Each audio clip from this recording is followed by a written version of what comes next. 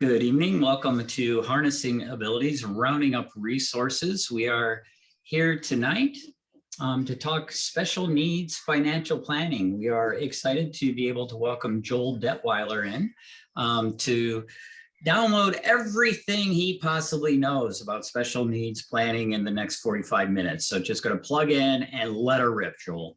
Okay, that sounds good. All right, so I'm going to work on sharing. Let's go here. Share and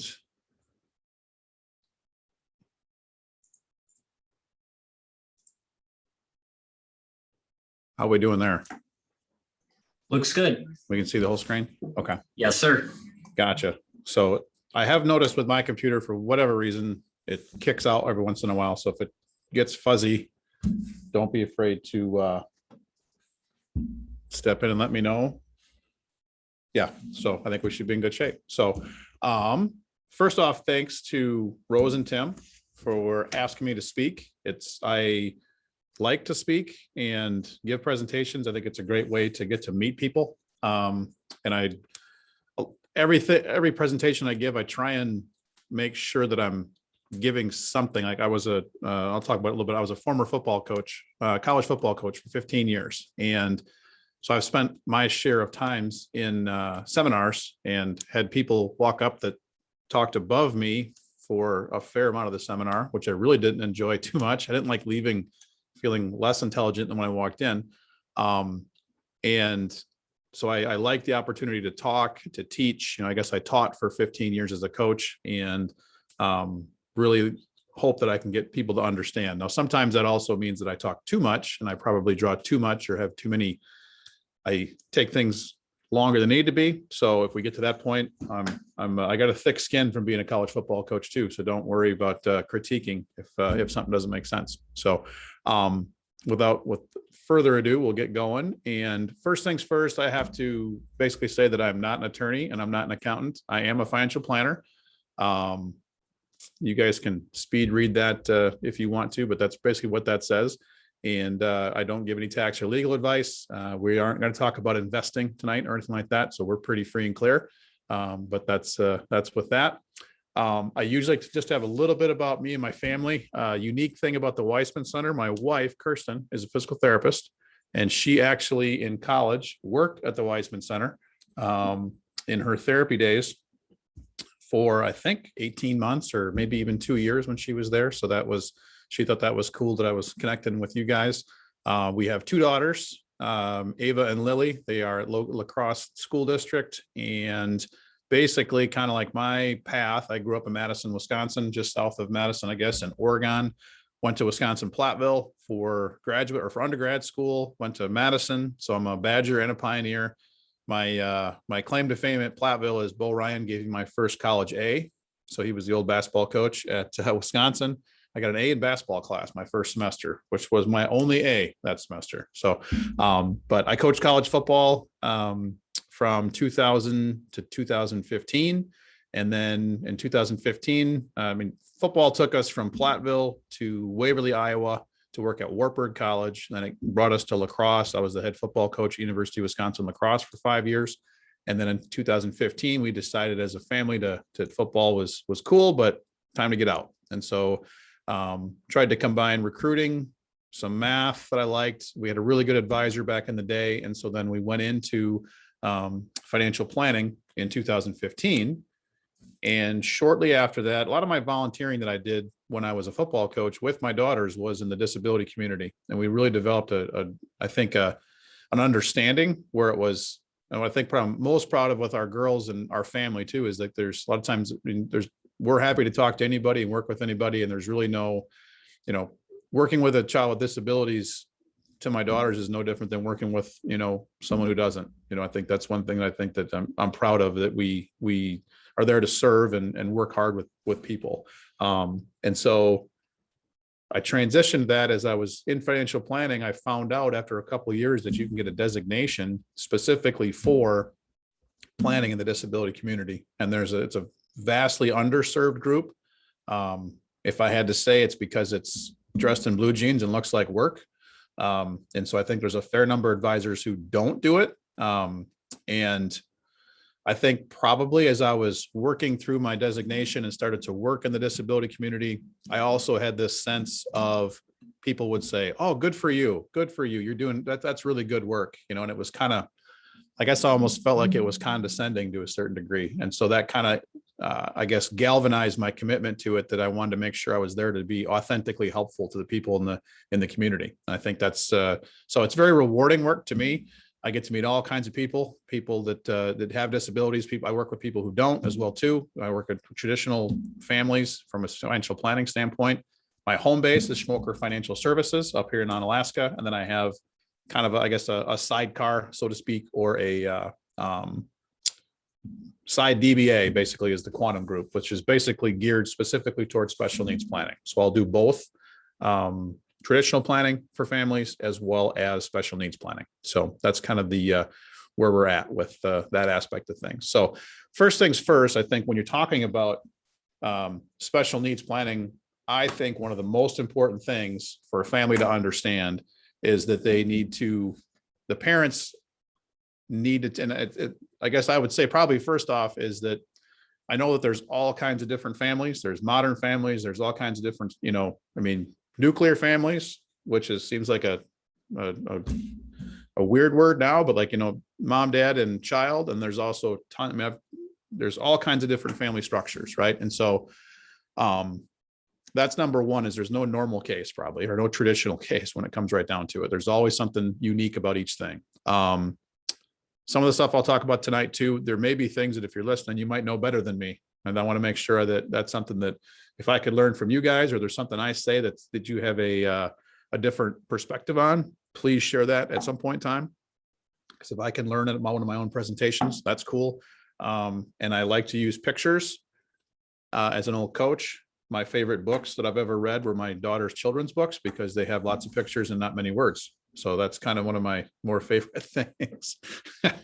Self-deprecation is too, right? So, but basically, I think as I've gone through now and worked with families, one of the things that I think is probably one of the most important pieces of advice for special needs planning is the parents, the adults in the conversation or in the group need to take care of themselves first. And I've had this conversation with older adults with children who don't have a disability, who continue to maybe, I guess, empower their kids when they don't need to. It's like, the best way for you to take care of your family is for you to take care of yourself first.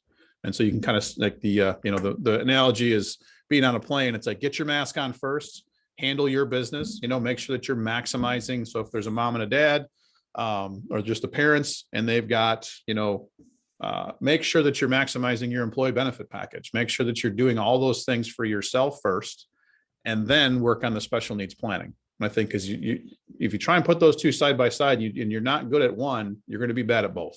And that's kind of just from an experience, unofficial survey of the people that I work with. That's what we work hard at doing. And so when you look at the basis of, I'm going to try and move this thing. There we go.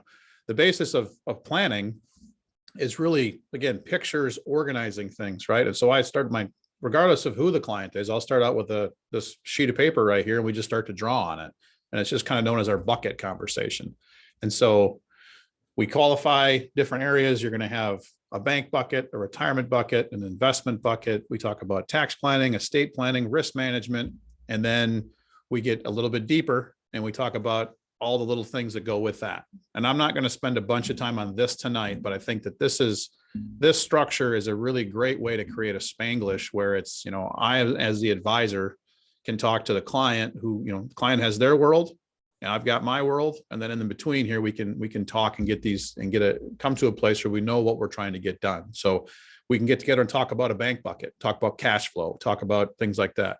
This will apply in some way, shape, or form to special needs planning as well too. So if you have, we go through, I basically got, if you look at, I've got a podcast that I have, the Joel Detweiler podcast, as well as a YouTube channel where I've got a video up. I have a podcast and a video in regards to like this type of talk right here. So I won't spend too much time, like I said, tonight, but if you have interest, You can email me and I can send it to you, or you can go and check it out yourself. The idea is to have those things out there so that people can look at them themselves.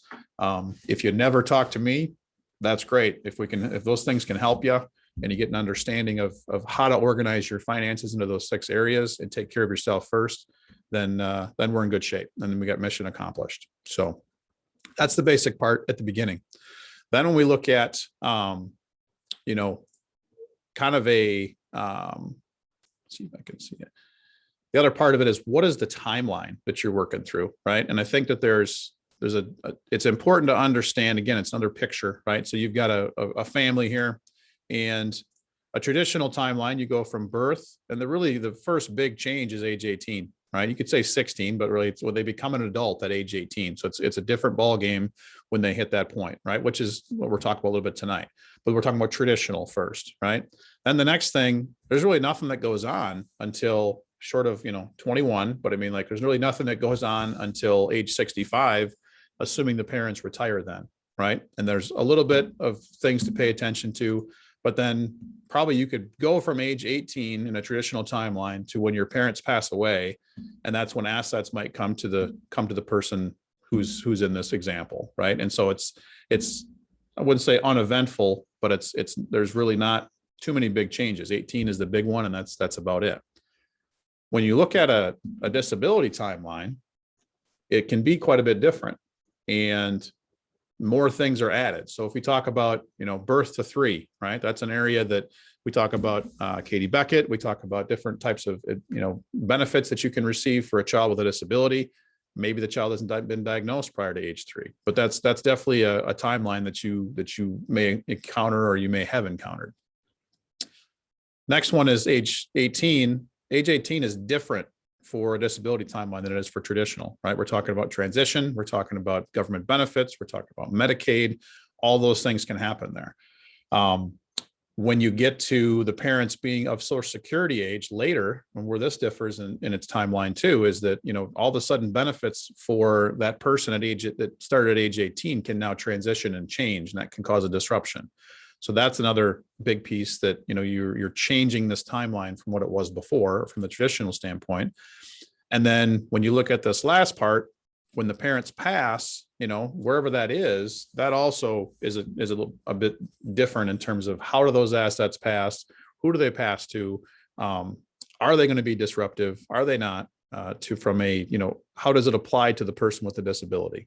So when we look at tonight, we won't cover all those things, but tonight we're going to cover this spot of transition, which really I think is, when you talk about in the state of Wisconsin anyways, it's really transition begins about age 16. And then in terms of how you're working through it at the school, how you're working through services, things like that. And then it also really kind of in Wisconsin can push to age 21. Now there's definitely a transition that happens at age 18 that is going to happen regardless of what the school situation is. But 16 to 21 is kind of that spot where you're going to have, a fair amount of changes, services, so on and so forth. And it's unique to each person. It's unique to each school district. But that's really the area we're talking about right now. So one thing that I've tried to do with the experiences that I've had so far and the families that I've worked with is try and create, a disability bucket diagram similar to the first one I showed, and have it be, what are these areas that we need to talk about? What are the areas we need to plan around? What's going to happen here? And it's financial planning, but it's more than that. It's somewhat having an understanding. And I guess that's why I've had, why I work with people and people call me is I can help in a non-emotional standpoint.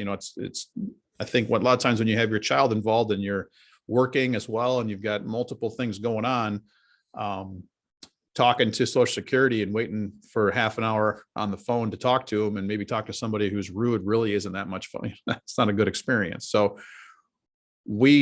I've gone through and tried to say, hey, here's some things that you can expect. Here's some things that, this is where you really want to pay attention.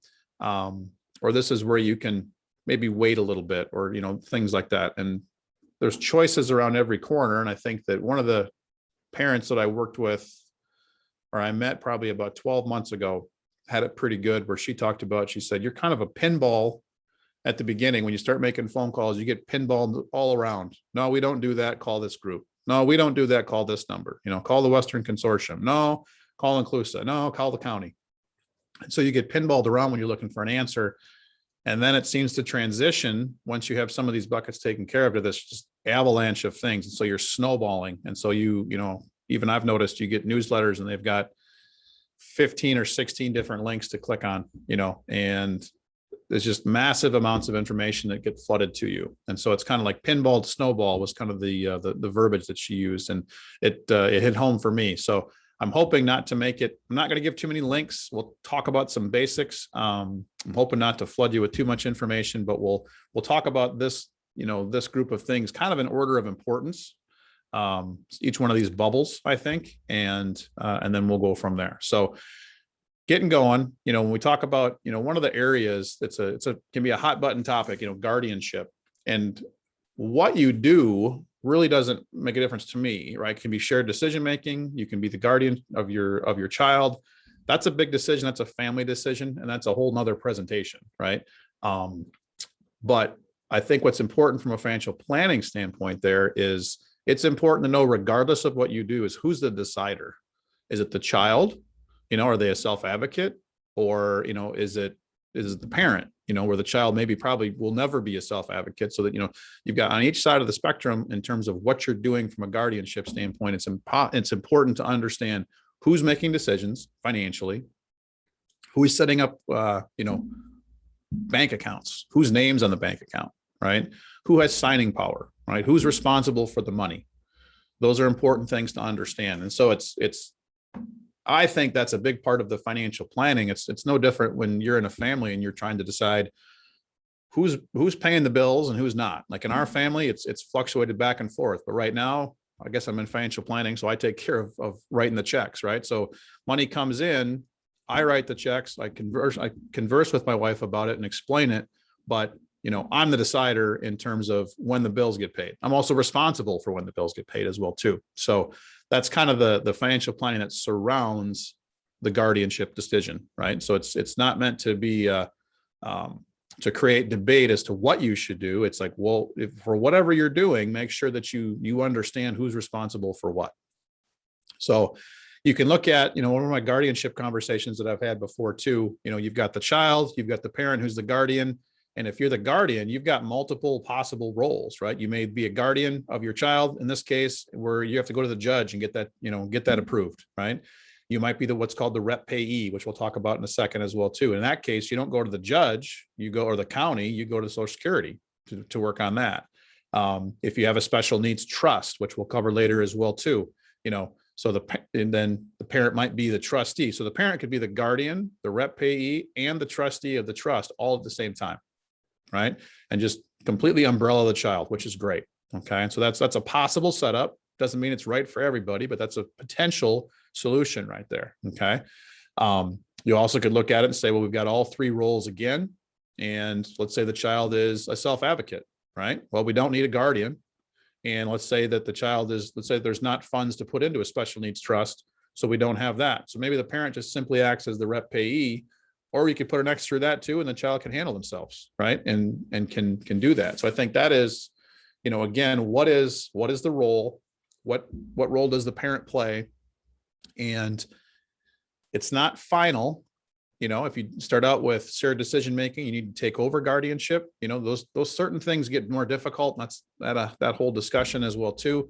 But it's important to just have those discussions and understand what are my roles going to be here, and define those roles. That's one of the more important things about financial planning in any situation. Next area or bucket is going to be your federal government benefits. And, if you qualify, and I think a lot of families that work through this process, there's a lot of frustration with understanding of how things work. A lot of frustration with maybe even personalities that work at Social Security. Sometimes they're great situations, sometimes they're not. A lot of service providers that I've worked with, both at Social Security, Western Consortium, I think that one of the pressures they have is to make a decision and give a definitive answer. And there isn't always a definitive answer. And I think that they also have to be careful, right? That they don't give out bad advice as well too. So I think, and that frustrates people. So, and I understand both sides. Absolutely. So, number one is when you call Social Security, I guess if they're unprofessional, that's one thing, but maybe give them some grace. And, I try and kill people with kindness when I make phone calls to try and get things accomplished. But one of the big government benefits you're going to have in transition is more than likely going to be Social Security income, or SSI. And it's really meant as a benefit to be for food and housing, or they say eats and sheets, as whatever way you want to talk about it. And that's what it's meant for, is to provide a benefit for those things, or for the person to pay for those things. You have different ways, different times, and you can apply. If you have a child, you may have experienced this. If they're under 18, the household is going to be included. So the household income, household assets, everything. And as a family, to receive SSI for a child, you have to be essentially, impoverished, right? I mean, it's really a tough situation to qualify a family when it's before age 18. Okay. Now, the big transition there is when that child becomes 18, it's based on them as an individual. So that's a definite game change, that right away, that someone who maybe had no ability to qualify before age 18 now can qualify afterwards, right? And again, I won't get too much into this, but it's basically, you should be applying for government benefits regardless of once the child is 18 in transition, you should be applying for those benefits regardless of what your family's financial situation is. If nothing else, to be qualified, to have a qualified disability registered with Social Security. One thing to understand about Social Security income and SSI is that, it will decrease with income. We'll talk about jobs in a little bit here, and it's going to, it's not the money you make is not, if it's in the SSI situation, it's a sliding scale. So if your child makes money, once they're on SSI, they will lose, if they make it, it's not quite dollar for dollar, but it's close enough. If they receive $800 and they make $100, you can be pretty sure it's going to be close to $700 they'll get instead of the 800. And if they make 800 a month, then they'll probably get nothing. And so that's something to understand, that there's a benefit there, but there is a hook there. And I think that's sometimes a shock to people when it comes to that aspect of things. So Joel, got a quick question for you here. Yep. Don't know how much you know about the SSI application process, but we have someone who's wondering that when the 18-year-old applies for SSI on their own, is it worth hiring an attorney to be part of that process right away? They've heard that rejection 3 to 4 times is common before SSI will approve. I guess I've got 2 answers. One, many of the clients that I've encountered already have SSI. So that's maybe to qualify my answer, but I believe that there is a little bit of a confusion. So we look at the bottom there, we've got SSDI, right? SSDI is one that's very difficult to qualify for. I don't know that SSI is, I guess that would be, I don't have a lot of experience with that. My gut tells me that it's not as difficult to qualify for Social Security income for SSI if you have a qualified disability as a child coming out, right? Or coming out of being a minor, I guess we could say. I do think that there is a benefit. One of the best things about about hiring an attorney, I have lots of attorney friends, so I won't rip on them too much, but one of the best things about Social Security and applying for it and having an attorney help you is that the pay structure for that type of case is they are only paid if they garner a portion of the fee. Usually what happens is you don't have it, then you get it backdated, and you get a lump sum for the back date that you were supposed to have it.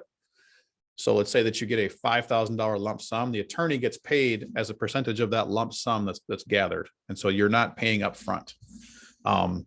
So number one, I would say that SSI, I don't think is as difficult to qualify for as SSDI. So SSDI in its natural sense is you have to basically, I would have to work and establish a work record, or whoever it happens to be.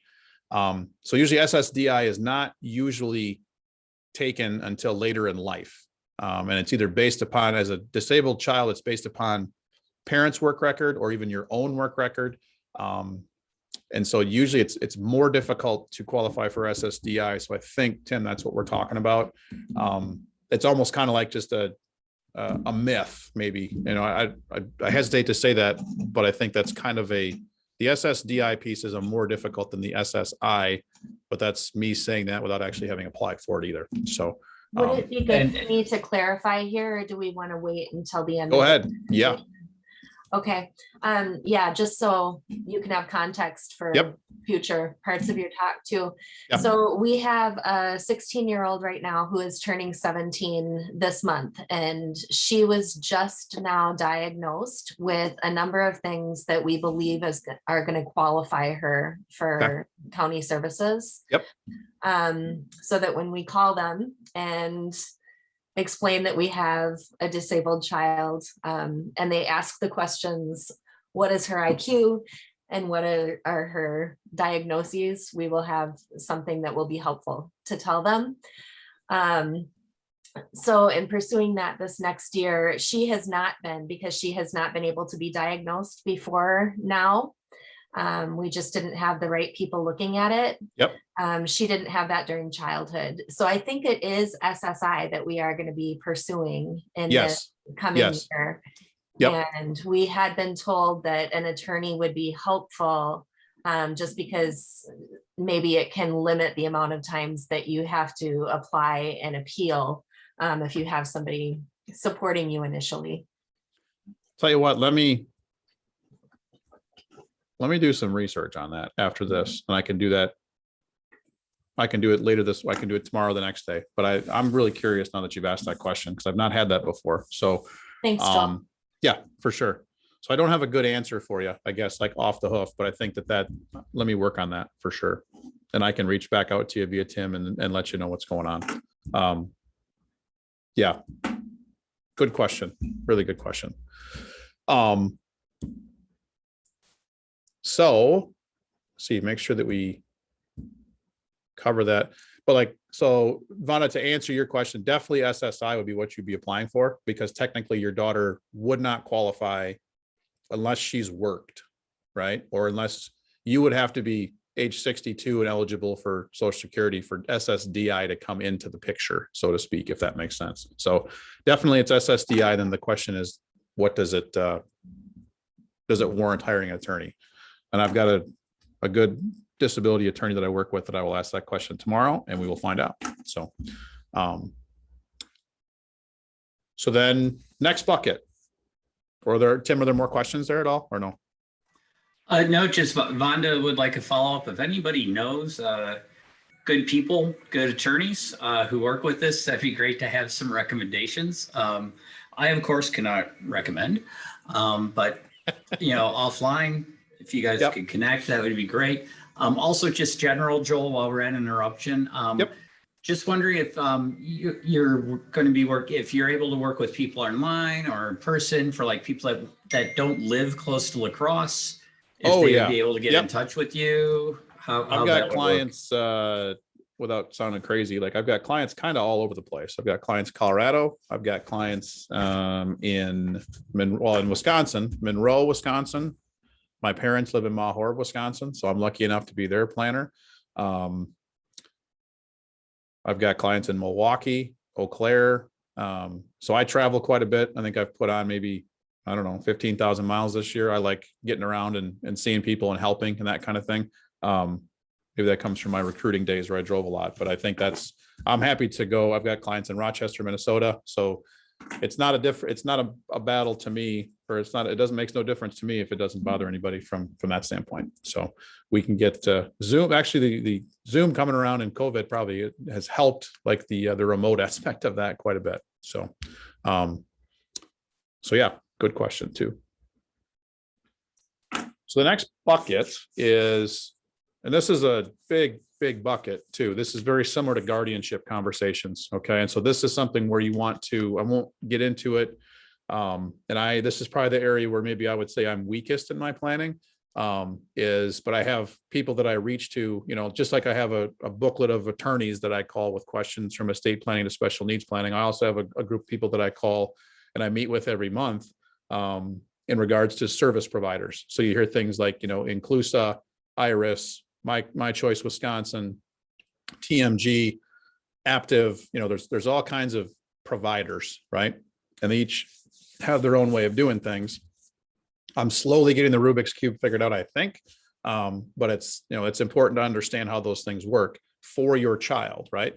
Number one, though, is, and if your child's like in Vonda's case, like age 16, you could more than likely have her daughter's care from an insurance standpoint come from the family, like the employer, right? So if you have an employer, my wife works for a clinic as a PT, we use their insurance. If our child had a disability, it's no different than any other child. You can keep them on your plan until age 26, right? Now you may, and I think it's recommended that you would apply for Medicaid. You may not necessarily need it, but you could qualify the child for Medicaid at age 18, and then Medicaid could be in the mix, so to speak. So if you have a deductible that is $5,000, Medicaid can kick in there at some point in time. How all those rules work, I'm not an expert at. But I do know that there's layers of care. We have veteran families that have TRICARE.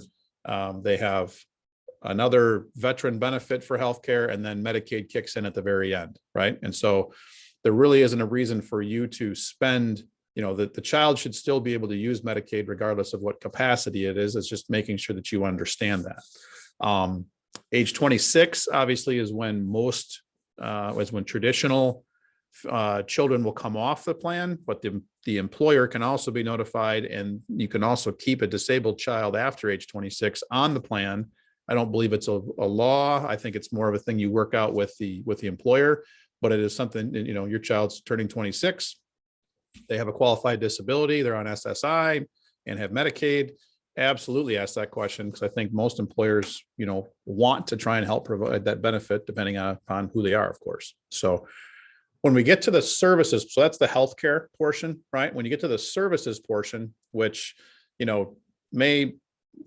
it depends upon the disability, depends upon the services available, but this is where Medicaid might kick in and say, a lot of it from what I'm experiencing so far is like, do you want to be self-directed as a family or as an individual, or do you want to have a service that you hire, right? That helps provide and direct services and so on and so forth. When you do with the service, there's a fee for that, right? That's why they're in business, right? So they're going to get a fair amount of the Medicaid funds, and then they're going to direct services, but then they also will keep some of those funds for themselves. That's how they're profitable as a company. And that's just the way it is, right? I think that's something to understand too. It's not emotional. It's just like, hey, if we're going to hire them, you pay them for their services. And so I guess it's kind of like the idea of, as I've deduced it, it's like an a la carte versus all inclusive type concept, right? And neither is wrong, and you can switch back and forth between the two.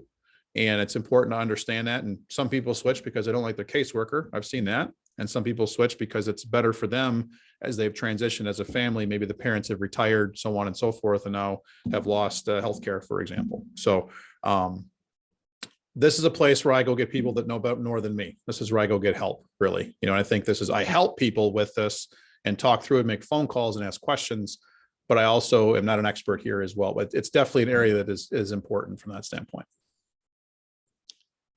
Along with that, you've got housing, kind of another approach that you can have. Again, another personal choice. So like in Vonda's case, if her daughter lives at home and receives SSI, then technically she could charge her daughter rent, right?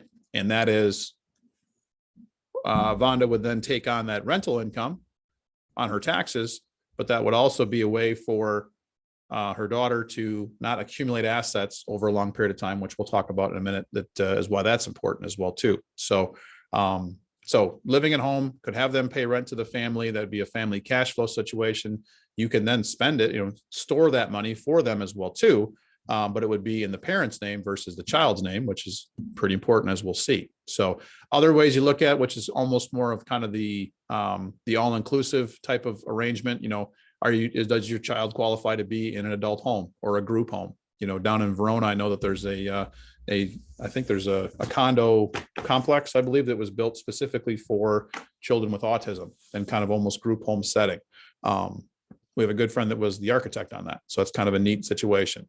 But it's also understanding then, if you make the decision to go to the group home or the adult home, you are hiring other people and they are in a business to, not be ultra rich, but to make money. And so that portions of the funds that would normally go to your child will go to those services. And you have to decide if that's the benefit that you want. So, and they'll be paying rent. We just talked to a client up in northern Wisconsin where the son is 19, stays in an adult home, basically is taken care of from a care standpoint, food standpoint, everything is pretty much taken care of. He pays rent with SSI, and his Medicaid also helps pay for some of the services. He probably nets about $50 a month total for savings, but has no needs really, and so that's the give and take. And so that's the understanding there. Again, that's specific to each family. So when you look at it, it's kind of like, I got the stick figure person here, but if you talk about the beneficiary, what are the benefits they can start to receive, right? So SSI, room and board, right? How you pay for that, like income can affect that, right? More income equals less SSI for that child or for that beneficiary. It's also, it may go to rent somewhere, right? And food, do it yourself or hire someone to do it for you. Healthcare, Medicaid, same concept. Again, very general, but also I think just important to understand, like, well, what's the healthcare situation? Are they on their own? So on and so forth. So next one is personal banking. I think this one's probably like where the biggest portion comes in is, again, who is the decider, right? Who's on the accounts? You can have a self-advocate, but you can also be on there as a parent. What's a debit card situation look like? Do you want to give a debit card to the child, right? Or do you want one for yourself for ease of purchasing things for your child, right? So it's whatever system works best for you, not for what your neighbor might tell you they're doing, okay? It's also access and monitoring, making sure that you don't have too many assets, making sure that money you're spent on allowable expenses is done correctly. And sometimes it's less about your child and more about your trust of other people, right? If you have your child likes to go to, we have a client whose child likes to go to Quick Trip. They walk the dogs every day. They have a debit card, but they only have a certain amount of money. And he was actually fooled into, buying a 6-pack of beer for a girl that was cute, that was talking to him, and I think it's kind of like that was a situation where he was taken advantage of, perhaps, right? And that's all things to think about. It's what layer, and again, that comes into the guardianship conversation. What layer do you want to have there, right? There's a thing called the rep payee, which we talked about. So rep payee basically is the financial, kind of the equivalent of financial power of attorney, where you're in charge of all things financial for your child. And that's a decision that you can have a service do that. You can manage it yourself. A lot of times, if younger parents will do that with their child, when they get to be of retirement age and they start to sunset and transition out, if they don't have an heir apparent, there's rep payee services that can do that as well too. Or there's self-advocates that have trouble saving money and managing their money. They hire a rep payee to do it for them. And that rep payee is then responsible for asset limits. One important thing to understand, if you're on SSI and if you're on Medicaid, as a baseline, you are going to have a $2,000 asset limit. So any account that you have, or any accounts cumulatively, cannot add up to more than $2,000 cash. So checking, savings, so on and so forth, those cannot add up to more than $2,000. They'd be a countable asset.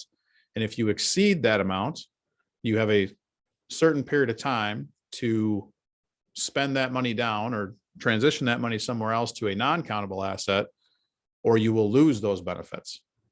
And that's important to understand. So really the big number to understand when it comes right down to it is $2,000. If you're on SSI, you're on Medicaid. Joel. Yep.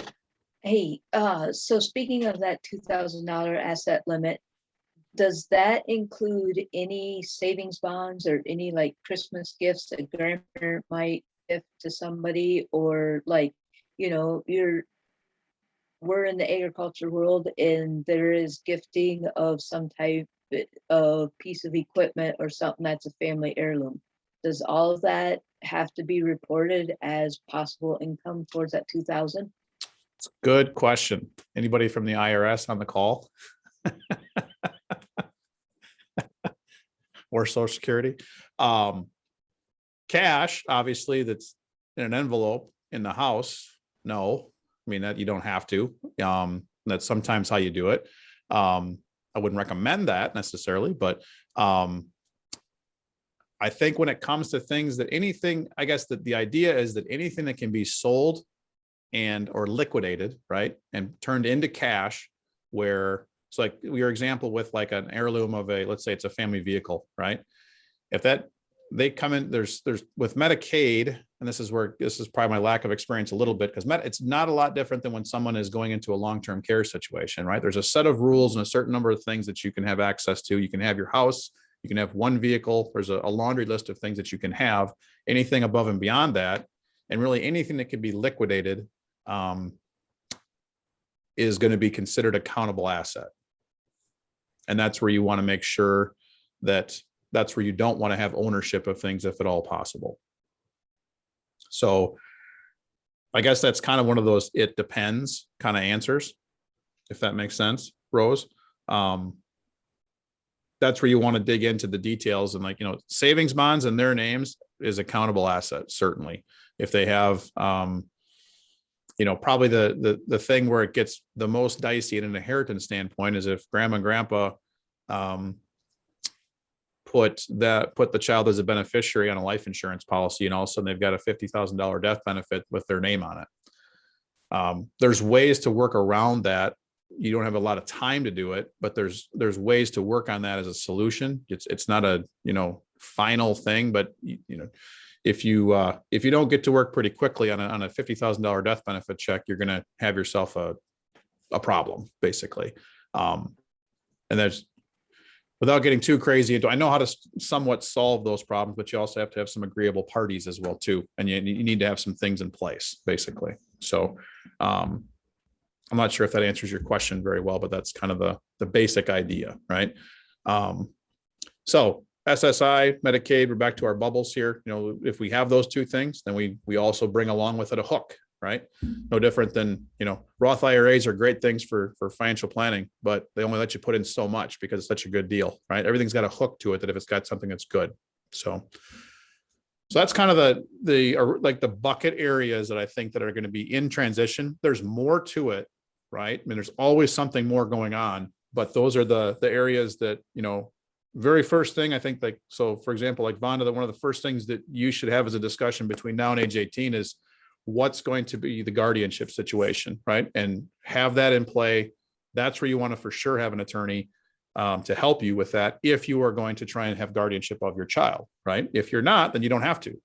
But looking at supported decision-making for us. Yep. And that's great. Sorry. Right. And if it is, then that's great. And then you that sets your bar. That sets your flow chart, right? Where it's like, okay, well, now we're going to start looking at the rest of the stuff. So if you have supported decision-making, then it's how's our bank account going to be set up, right? How are we going to monitor what's going on, right? Or, to what degree? And that's a conversation between you and your daughter and your family. And that's 100% you, right? There's, that's the idea of not listening to your neighbors all the time, right? Because their deal might be completely different than yours, right? Your neighbor always has really good stock tips too. It's like, Bitcoin, all kinds of stuff, right? So, so that's those areas that I think are important. I touched on the surface of a couple of them, and I guess for the, those are, I have referral sources for all of those things. If I don't know, I like to help people and get those and get people in front of the right people that I've worked, that I trust, that I call to get answers that will help me. Right. And that's part of having a network when it comes down to it. So then we talk about, all right, well, what tools do we have, right? How do these things change? So you can see the different areas: employment, asset management, case design, what happens, how does the estate plan work, and what happens when you're gone as a parent, okay? Which are all important. Those are important facets of a financial plan as well too. And some of it is, how do we handle right now?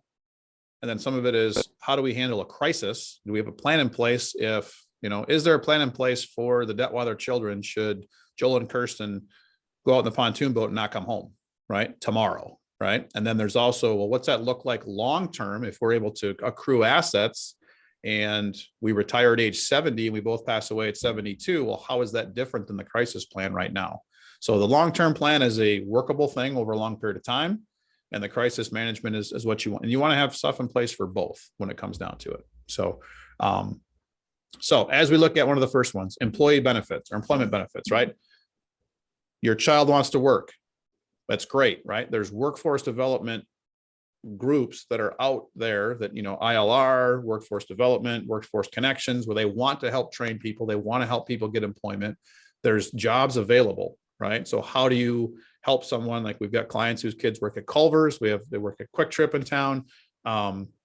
Some probably could eventually have full-time jobs and maybe even be off benefits when it comes down to it. So that's number one, is workforce development. And how do you, or maybe it's even education too, right? I mean, that's for sure. You want to make sure you don't limit, like, well, they're not going to go to school. Well, that's not a phrase we're going to use, right? I mean, that's, it's like, we're not here to limit what they do. We're here to help them. And so could be workforce development if they're in college, right? That's a different situation. Or if they're in tech school or whatever it is. Those are important things to understand. I probably should have that in there. I left that out. But bottom line is you start to make income, right? We talked about SSI goes down with income. If you are on SSDI, okay, SSDI does not reduce with income each month. You get the same check every month, but that's very similar. SSDI runs the same rules as normal Social Security for a 62-year-old. You're allowed to make X number of dollars and still maintain your benefits. If you make too much, you're going to have to pay it back. So they won't do month to month, and they won't do reporting. They won't take less or take more away from you each month, but they're going to track the whole thing. And when you file your taxes, if you make too much money, you're going to have to pay your benefits back. So there's a give and a take there. One of the benefits that comes in Wisconsin with having a disability and being on SSI and Medicaid and being in that system and having all those things set from those first portions we talked about is there's a program called the MAP program that if you are, and it's not automatic qualification, but a lot of people that I know that I work with that work are on what's called the MAP program, which is the Medical Assistance Premium Payment Program. And what that does is essentially participants who qualify pay into the system. And maybe you think of it as kind of a Medicare supplement type of scenario, right? Where their premium is based upon their income. So if they make a decent amount of money, then they'll pay a little bit of premium. If they make money, but not enough, then they won't pay anything, but they'll still be part of the program. So it's a subsidy program. And what that does is it helps to pay for their Medicaid. And they're paying in, so to speak, or they're becoming part of the solution from a premium standpoint. That changes the game from an asset limit. That $2,000 asset limit now, whatever that number multiplied by 7-ish times, right? You've got a $15,000 asset limit versus the $2,000 asset limit. You've got a lot more room. It's a lot easier to save money. And that's a good reason from an income standpoint. I've even seen people who have qualified, they don't have a job that pays income, but they work and they volunteer. And so then they qualify. So we have a 65-year-old that volunteers at the Restore in town, and he's on the MAP program, and it has a $15,000 limit. And as long as he keeps volunteering, he'll still have that for probably the remainder of his life. And so that's a big, big difference between 15 and 2, right? And that's, we've actually had to use that because some of his assets have become countable recently, and he had quite a bit of money, and the $15,000 limit gave us a better buffer than 2 when it came down to it. So that's something to consider and understand. It's first get qualified, first get yourself where you have the $2,000 limit, and then work on the next thing of let's get a job, let's work on the next thing. And then let's qualify for the MAP program as well too. So that's a benefit of employment, right? A couple things that are pitfalls that I've seen as well too, that's part of planning. Employer retirement accounts. So if you are at Culver's and you participate in their 401k because you have enough hours, technically Culver's is sometimes, whether you're saving money or not as an employee, the company will put in regardless, right? So if your child's working, that's why it's important to understand your own 401k or have someone help you with that, so that when your child's working and they're doing in that situation, we're able to make sure that we know, is there money going in? And one of the things that I've learned about the asset limits, let's say you're on a $2,000 asset limit. We had a client that had $12,000 in a 401k. Caseworker wanted to count the 401k dollars. In that particular case, we went through a bunch of stuff and a bunch of reading with the consortium and everything else. And it was determined that a 401k that is with Culver's for an employee who works for Culver's, that 401k is not countable against assets it's not a countable asset. But as soon as that client leaves Culver's and is no longer employed by Culver's, that money is now accessible and is countable.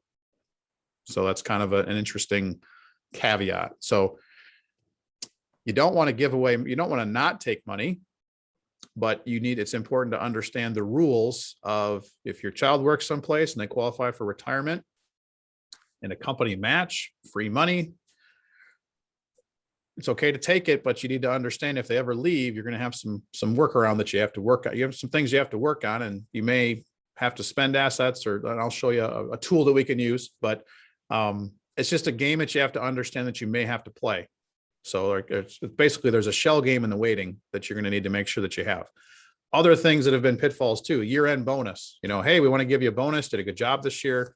So kind of like when you look at, I guess, like Rose's question, like all of a sudden a bonus shows up that you didn't expect at Christmas time, where you got a pretty good feel of, okay, we got $2,000, we got, 1,500 comes in, we're going to spend this, and you got everything's fine tuned. And all of a sudden a $1,200 bonus shows up. That's a pretty big, that's a change. You don't want to lose your SSI at Christmas because you weren't paying attention, right? Or because your employer just like wanted to do something good, but also kind of did something bad. So those are some experiences that we've had in the past. It's definitely worth fighting on those things, and fighting with sounds bad, like working with the consortium and making sure that you can maneuver money. And even if you pay a fine or pay a penalty on retirement dollars to maneuver it, so you don't have to spend all of it, that's still an okay opportunity cost as well too. So just some experiences that we've had. So one big tool that we can use that is, as I've been alluding to a little bit, you've basically got some estate planning and some, what kind of accounts, like what's there for us, right? And I've given a presentation on this before, and so I will talk on about a 10,000 foot level. If you want to go to our podcast and listen to the Able Account one, or if you want to go to if you go to YouTube, or if you just type in on Google, Quantum Group Planners YouTube, you'll get the station. And I have a presentation on Able accounts that's there as well too. And what they are is, they're new as of 2014. It's an account that is very similar to that structurally as an HSA or a 529, where you can put in, for sure, everyone can put in $15,000 into the account and you have to qualify for the account. And so you have to have a qualified disability that's been diagnosed prior to age 26. And you actually have to have that qualified disability. Those are kind of the two big things, right? If you have those two, and if we're talking about a child in transition, then obviously I would like to think that everybody's pretty much qualifies for this conversation. The assets are not countable. It's a federal program. You can put in $15,000 a year. The child can put in if they're working. Mom and dad can put in. Grandma and grandpa can put in. Guy walking down the street can put in. So there's no limit as to who can put in. Taxable dollars are put in. So it's like a Roth IRA in that sense. There is not a tax break to put money in right now. You can grow your assets and invest inside of Able accounts if you want to. If the child is working, they can put in work dollars that would actually raise the amount to $26,000 that you can put in. So 15 by itself. If you work, you can add up to another 26. There's tax-free growth, and the distribution is tax-free. So it's very similar to a Roth IRA structurally. You can grow that. I think the max amount is somewhere around $300,000 to $400,000, depending upon which program you use. And you can't backdate. That's one thing. Right. You can't, other nuances that are there. If you start to exceed $100,000 in the balance, your SSI will be suspended. But as soon as you go back down, it'll be reinstated. It's not taken away. It's just suspended or paused. And I would say it's awfully hard to exceed $100,000 at 15 grand a year. I mean, if you started one today, so able account started in 2014, 7 years times 15,000. I doubt if there's many able accounts out there that are even in excess of $100,000 in existence. And so you're going to see that big number coming when it comes right down to it. So it's not a reason to not do it, if that makes sense. Hey, Joel, a couple of questions. Number one is we are right up against the time. Yep. And so what I'm thinking is we're going to need to, I can get together with Rose and talk about what the slides that we're not going to be able to get to. Yep. Possibly looking at doing something on special needs trusts in like 2022. Yeah, for but sure. I am curious because I've also heard that could you explain a little bit more about that $15,000 limit? Because I thought they just were not able to receive more than $15,000 per year. Like if everybody's putting it in. Yep. I've been told that limit is like $15,000. You're not going above that 15,000. For sure. Well, there's an easy caveat for the time frame. I'm actually going to be doing if people are interested in my couple of special needs trust slides, I'm going to do a presentation tomorrow night. Coincidentally, I'm doing one like on, I can share that if people want that, we can send that link out if you want. And that's a whole hour of special needs trust if you really want to listen. So, so that's easy. But the $15,000. So if it's everybody who opens an Enable account is eligible to put in 15,000. It's very similar to a 529 account. Now, let's say I open an Enable account. I'm not working. I'm limited to 15,000. If I start to work, I guess the example would be, let's say that my parents are maxing out my Able account for me. So they're writing a check for $15,000 and they're maxing it out. But I start to work a job. Well, as soon as you start to work a job, you open up the extra, I guess, $11,000 ish. I think it's about 11 or 12. So 26,000 is not quite accurate, but essentially, if you start to work, there's a lever that opens, and when you contribute to an Able account, it'll ask you, is this a work donation or a work contribution or a regular contribution? So me not working and maxing it out, I get to 15. If I start to work, that opens up that I can make an additional $11,000 in this example. I can make an additional $11,000 contribution based off, but I have to go make that much money, right? So my taxes have to show $11,000 that I made in order to put in the extra money on top of the 15. So I have to prove it at the end of the year when it comes to tax time. Thank you. Does that make sense to you? Yep. Okay. Yep, very much so. And I also put a link from the Able Now people that can explain that as well. Yep, for sure. I mean, there's a lot of good stuff on Able accounts. And I guess I'd encourage people, if one, you can call me for sure, but two, the video I did, that's about a half hour that you can watch with the podcast and listen to it. I think I did a better job I did tonight explaining it. So, we all have those nights. No worries, Joel. So I would like to thank you. I'm going to stop the recording in a moment so we can get that posted. But if you could just hang for a couple moments, if anybody has any other questions, are you able to hang and ask them? Yep, I got all kinds of time for sure. Okay, so we will look at picking up our financial needs planning, which is obviously a huge topic. Tonight we learned about what we could do now to start looking ahead to the future, taking care of our own finances, looking at who's going to be the decision maker. And then we started getting into some of the tools and ran out of time. So we will be back to look at more of the tools that are available for savings and for, what happens, if I decide that I don't want to live forever. What's going to happen with my kid? Because I may just decide that I am not living forever. I may not be an eternal. I'm still out. I'm not sure. I might be, but we're going to figure that out. So just hang loose. I'm going to shut the recording off. And if you have any other questions for Joel, then like Vonda, I think you still had one in the chat we didn't get to. Thank you so much. If you have to leave, please take the quick feedback form. Thank you so much for being here.